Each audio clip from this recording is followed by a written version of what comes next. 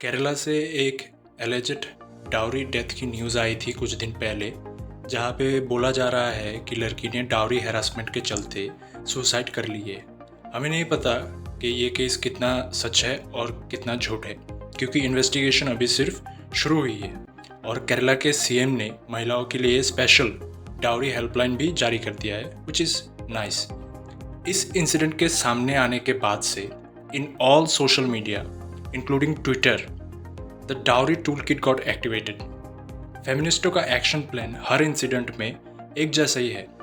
ये लोग झुंड बना के आते हैं, किसी एक इंसिडेंट को लेते हैं और सारे मिल के अपनी पूरी ताकत के साथ उस सिंगल इंसिडेंट को एम्पलीफाई करके अपनी नैरेटिव को सेट करके चले भी जाते हैं। और जब इन्वेस्टिगेशन होके बाद में कोर्ट का फैसला आता है, तब या तो ये लोग दिखाई नहीं देंगे, या फिर अगर दिखाई भी देंगे तो विक्टिम प्ले करते हुए कि कैसे कोर्ट ने एक महिला को साइलेंस कर दिया। हालांकि अगर कोर्ट का फैसला इनके हक में आता तो उसका क्रेडिट लेके मेल बैशिंग करना बिल्कुल नहीं भूलते ये लोग कभी भी इसके ऊपर बात नहीं करेंगे कि देश के अनेक छोटे बड़े कोर्ट्स ने कई बार ये मान चुके हैं कि डाउरी लॉ सबसे ज़्यादा मिसयूज्ड लॉ है, including Supreme Court once calling the misuse of dowry law as legal terrorism.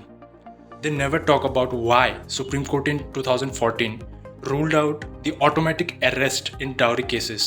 इससे पहले डाउरी केस में ऑटोमेटिक अरेस्ट हो जाता था। They will never talk about why the conviction rate in dowry cases are less than 20%.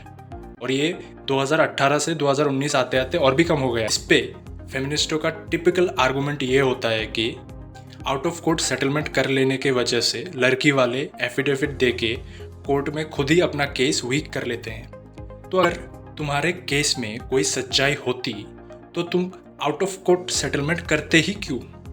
इसका मतलब ये है, एमआरएस जो बोलते हैं बिल्कुल सही है कि इन सेक्शंस में केस ठोकने का एक ही इरादा है, वो है पैसे लूटना, ना कि जस्टिस मांगना। ये सवाल कोई नहीं पूछता कि डाउरी मांगने वाले खानदान में तुम अपनी बेटियों की शादी करवाते ही क्यों हो? सिर्फ दूसरों के अपराधों पे बात करके अपनी गलतियों को कभी भी छुपाया नहीं जा सकता। तो इसमें अगर ये क्राइम हो रहे हैं तो कुछ गलती लड़की वालों की भी है।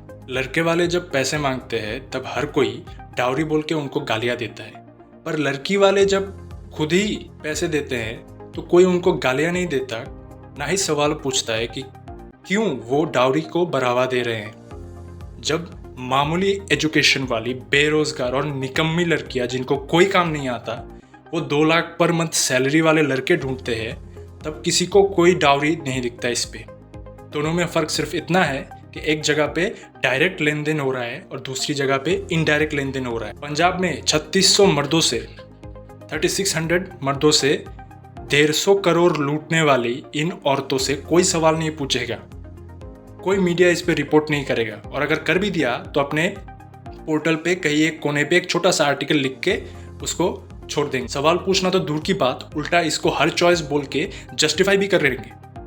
जब लड़का करे तो डाउरी, और जब लड़की करे तो she is just thinking about her future.